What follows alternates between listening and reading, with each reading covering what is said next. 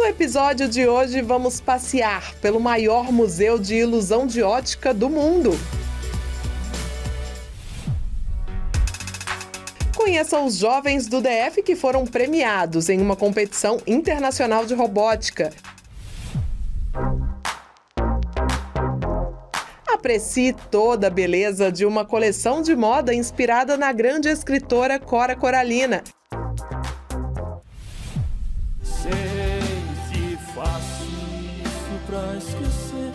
E se prepare para momentos de nostalgia ao som da banda brasiliense Sereníssima, cover do Legião Urbana.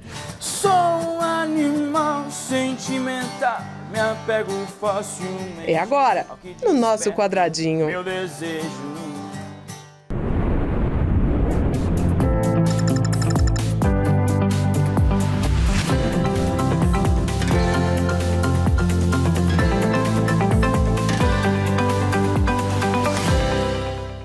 Você confia sempre no que os seus olhos estão vendo?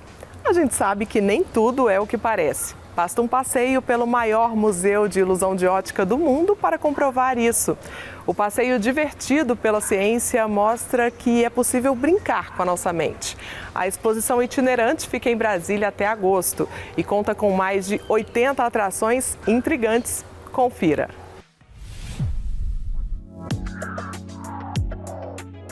Eu comecei há 20 anos atrás fazendo um museu de ciências. E nesse museu de ciências, as peças de ilusão de ótica tinha muita atração sobre elas. Aí há 6 anos atrás a gente resolveu fazer um museu só de ilusão de ótica. E surgiu então o Museu das Ilusões. Passou por 21 cidades. E agora está a primeira vez no Distrito Federal, aqui no Pátio Brasil. Segundo piso, o maior acervo de ilusão de ótica do mundo está aqui.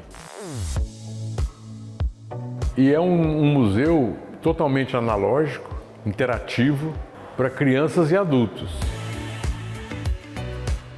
Nessa ala aqui nós temos as figuras em 3D, que são as figuras propícias a fotos. Olha esse quadro, por exemplo. Não se cruzam. Essa sala é uma sala chamada antigravidade, onde a pessoa tem a possibilidade de se inclinar aqui dentro. Ó. As ilusões de ótica acontecem em várias formas. Primeiramente, não enxergamos com os olhos. O olho só serve para transformar a luz em corrente elétrica. Segundo, a imagem... Nós usamos os 2 olhos para o mesmo objeto. Só que a imagem desse olho é diferente desse.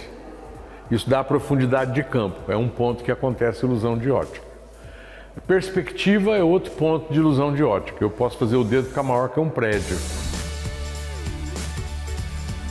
E as cognitivas, que você lê uma coisa, acha uma coisa e na verdade é outra. Esse aqui, ó, é um efeito chamado efeito estroboscópio. Por quê? A corda é preta e o fundo é preto e branco. Com o fundo parado não acontece nada. Mas com o fundo em movimento, ó, o que acontece? Você vê fotografias da corda pela luz, né? Chamado efeito estroboscópio. Esses aqui são o princípio do cinema, ó. O poço, tem gente que tem medo de altura, chega aqui e dá aquele susto. Existe aqui uma angulação entre os espelhos, ó. E essa angulação permite a visão de mais de 40 pessoas que estão aqui. Se a pessoa olhar bem, ela vê uma taça, vê 2 faces frente a frente, e a boca mexendo. O globo, que sobe, mas não sai do lugar. Essa peça chama Emoções. Porque aí ele está alegre, ó. Agora ele está triste. É uma sucata de bola, escova de dente, escova de cabelo, capim e tudo, né? Só que quando eu faço isso, Olha lá, ó, o que é uma figura que você desconhecia, a sombra dela fez uma bruxa. Estou encantada, estou me sentindo criança. Eu sou de João Pessoa, cheguei ontem de viagem, mas eu tinha visto no Instagram, então eu falei para ele, vamos logo, amor, preciso conhecer, e amei. Essas aqui são as figuras de Moiré, onde, ó, a velocidade que ele bate a asa depende da velocidade que você move as fendas, ó.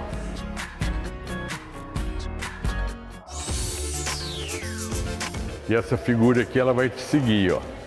Se você sair andando e olhando, ó, vai andando, ela vai te seguindo. Aqui nós temos um espelho de levitação. Você vai de lado lá.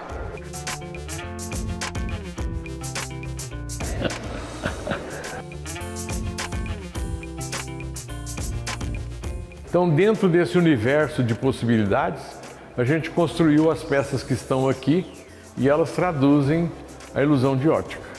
Nem sempre o que você vê é o que realmente está acontecendo.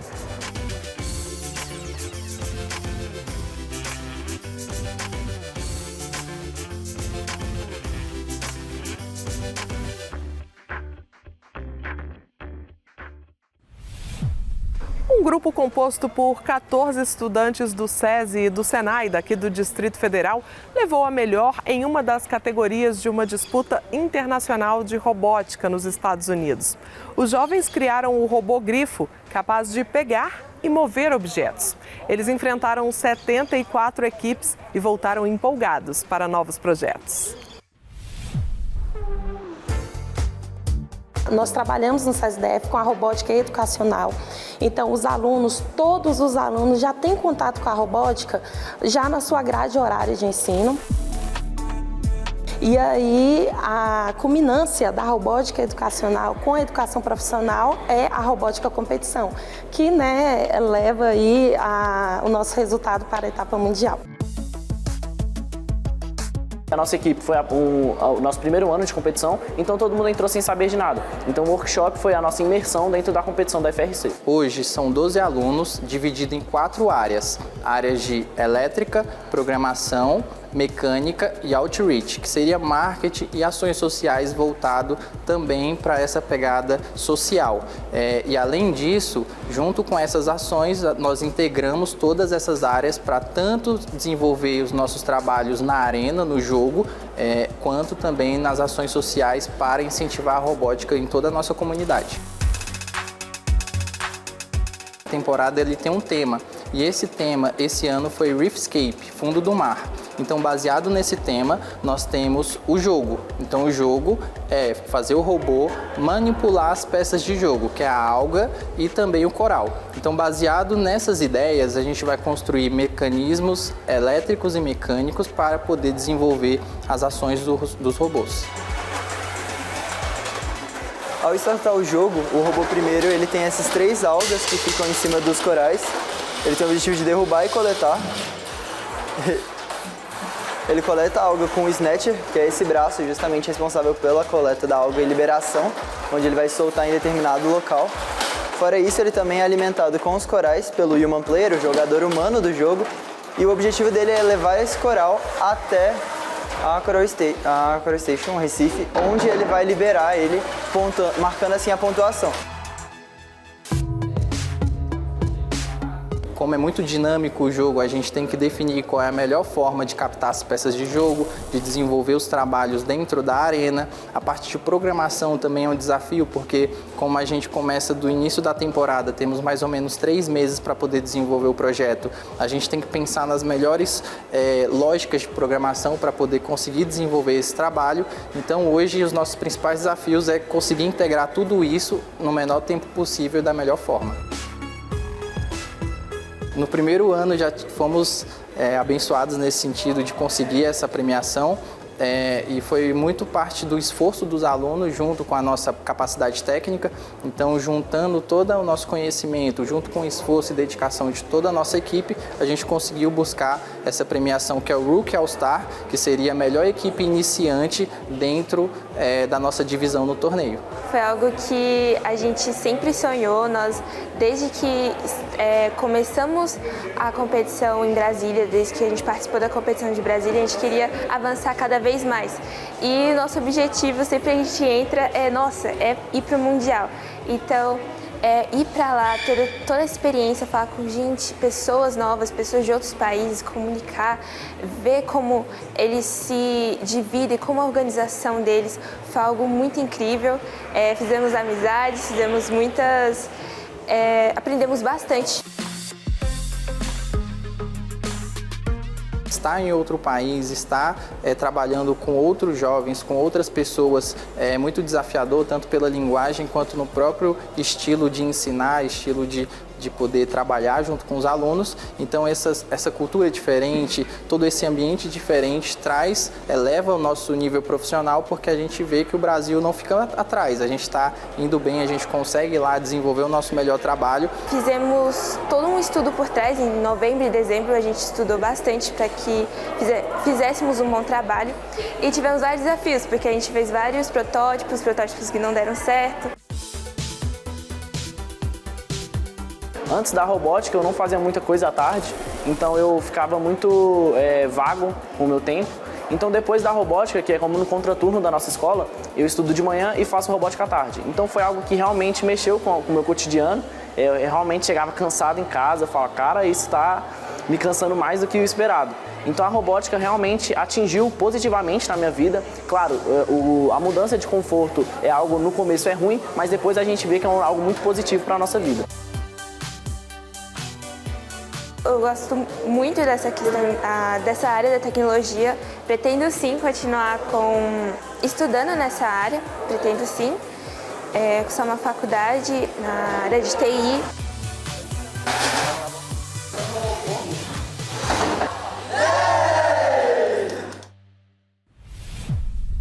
No próximo bloco você vai se encantar com a coleção de moda inspirada na grande escritora Cora Coralina. E prepare a voz para relembrar os grandes sucessos do Legião Urbana ao som da banda cover do grupo Sereníssima.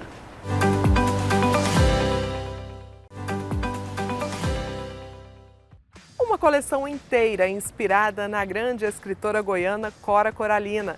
A exposição Todas as Coras pelo Brasil passou por Brasília e mostrou que a moda pode dialogar com a literatura e criar possibilidades improváveis.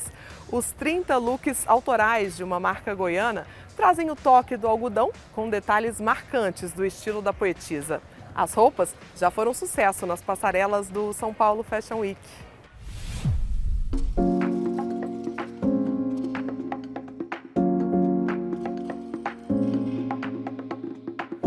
A gente, quando vai fazer alguma coleção, a gente sempre se inspira no regionalismo, porque é importante para a gente levar o que é daqui para fora, né, para as pessoas conhecerem mais. E, em especial, a coleção Todas as Coras foi uma coleção desfilada em 2023 na São Paulo Fashion Week.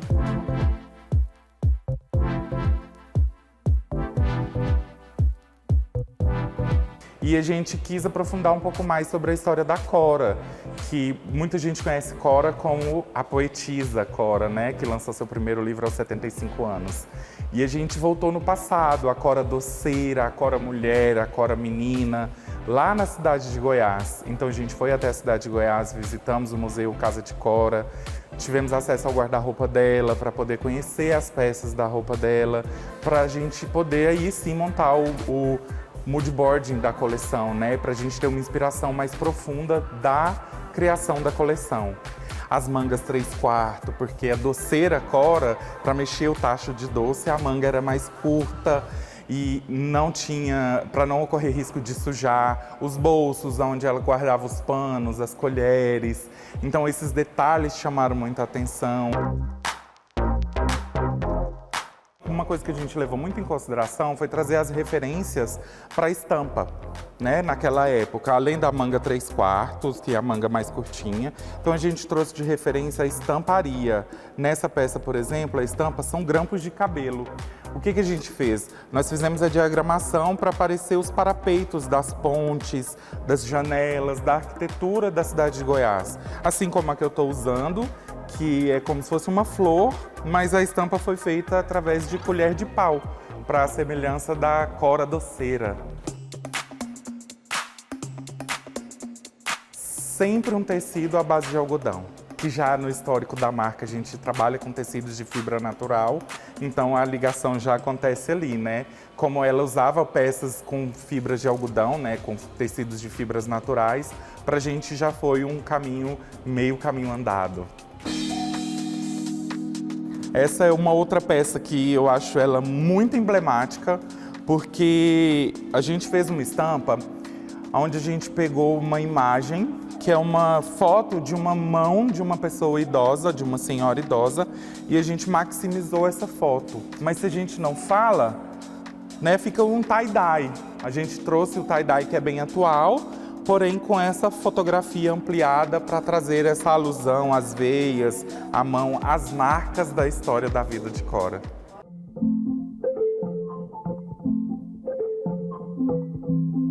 Ir para o desfile com essa coleção, levando a história do Cerrado, de Cora, e assim a gente levou um pouco de cada goiano com a gente, porque foi uma coleção onde toda a equipe era de Goiânia. Nesse desfile em específico, por exemplo, no início do desfile, a gente teve a participação de uma carteira, onde ela entregou uma carta para algum dos participantes do desfile, algum dos espectadores. E no final, cada uma das modelos entregou um livro de Cora para algumas das pessoas também que estavam assistindo. Então foi além de moda, foi sobre história. E aí, assim, pra gente, a passarela, nessa coleção, todas as coras. Então a gente precisava de Cora representada em todos os corpos, todas as mulheres. E tem uma em especial, que é a vovó Isaura, que é uma senhora, ela é do Sul. E aí a gente fez uma conexão, ela se conectou com a gente. E pra gente ter ela no desfile foi um ponto-chave incrível, porque ela foi meio que a personificação de Cora ali naquele momento. Ela foi uma mulher disruptiva, porque ela era à frente do tempo dela. Tanto é que na coleção a gente fala que o seu tempo é agora. Ela deixa essa história pra gente, ela deixa isso pra gente, que o tempo é agora. Algumas pessoas não conhecem a história de Cora, ou às vezes conhecem, mas conhecem pouco. E aí a gente também teve essa tradução para a moda justamente para isso, para instigar essa geração a pesquisar um pouco mais sobre quem traz a história de Goiás, leva, né, a história de Goiás para o mundo.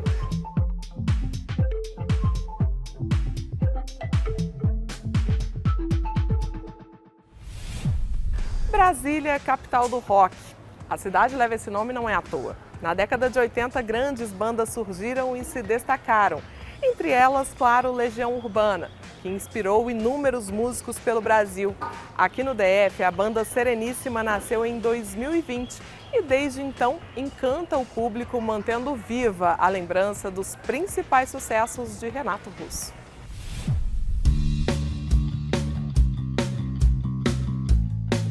Sou vocalista, faço voz e violão. Aí tem um baterista, que é o Gabriel Valério, que eu falei que é meu xará. Na guitarra é o Guilherme Lucini. No contrabaixo é o Persus Ramos e no teclado é o Nino Augusto.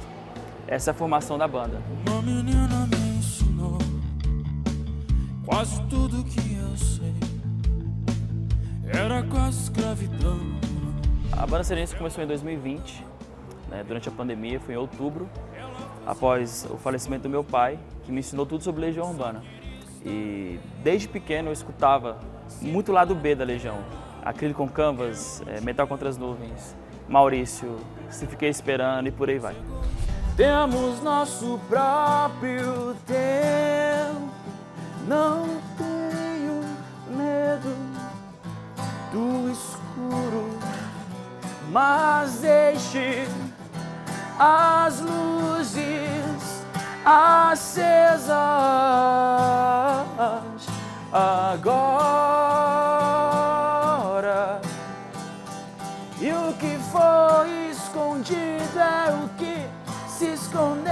E o que foi prometido, ninguém prometeu, nem foi tempo perdido. Somos tão jovens. Então, quando meu pai faleceu, ele sempre me pedia uma banda, né? Falou, pô, filho, você podia fazer uma banda. Eu tocava bateria, né, na época, assim. Bateria e baixo, guitarra também, mas eu era baterista. E aí eu falei, não, vou fazer. Só que eu nunca fiz. Aí quando ele faleceu, eu decidi fazer.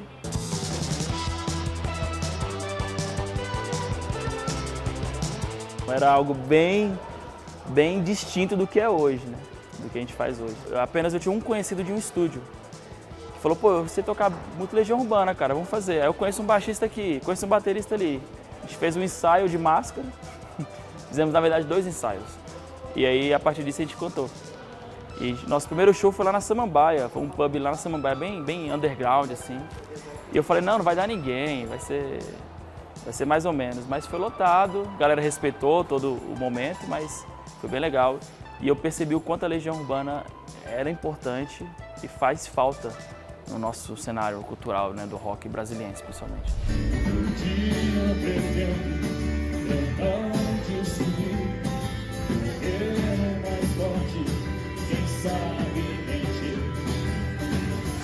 Em um dos shows a gente começou a ganhar agenda, eu comecei a correr atrás bem de agenda, porque eu aproveitei um buraco de bandas que já tinham tradição na cidade, e com isso eu aproveitei a pausa de uns para eu tentar encaixar o meu trabalho, oferecer o meu trabalho.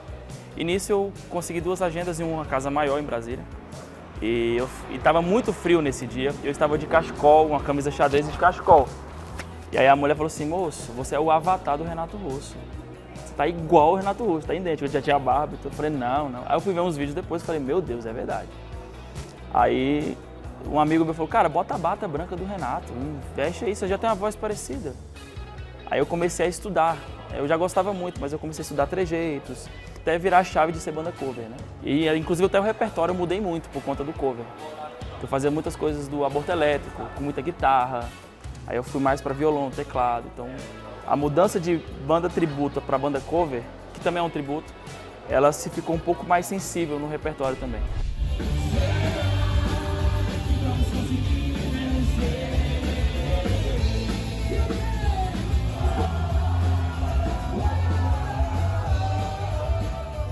Eu acabo nem tendo mais que oferecer show. O pessoal já fecha praticamente o ano inteiro. Tem casas que eu toco em Brasília que eu fecho de janeiro a dezembro, uma vez no mês. Mas a nossa agenda é de no mínimo 2 agendas por semana, 2 shows por semana. Sou um animal sentimental, me apego facilmente ao que desperto meu desejo. Tente me obrigar a fazer o que não quer e cê vai logo ver o que acontece. Então a nossa agenda é bem extensa, temos viagens, tem feito São Paulo, Minas, a gente foi pro Goiás agora, Cuiabá, Macapá também, tá rodando legal agora. Aqui no Espaço Renato Russo a gente teve um show, e me lembra muito, um menino chamado Murilo, tinha 10 anos, ele cantou todas as músicas. Então eu falo, a Legião não vai acabar, a Legião Urbana não acaba. Ela é atemporal, ela é eterna, eu acredito que seja uma banda que vai ficar por gerações e gerações e não vai acabar. Sei se faço isso pra esquecer, eu deixo a onda me acertar e o vento vai levando tudo embora.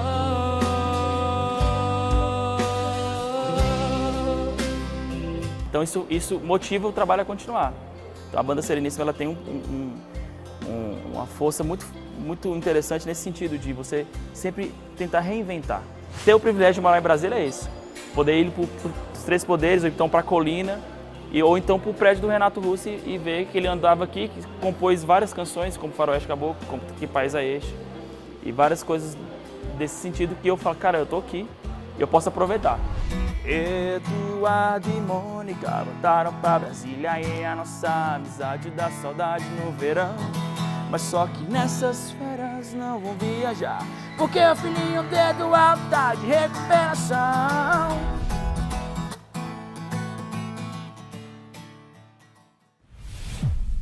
O nosso quadradinho termina agora, mas você pode continuar com a gente nas nossas redes sociais e rever as matérias no YouTube. E se você tem alguma sugestão de tema que queira ver por aqui, é só entrar em contato com a gente. Até o nosso próximo encontro. Tchau!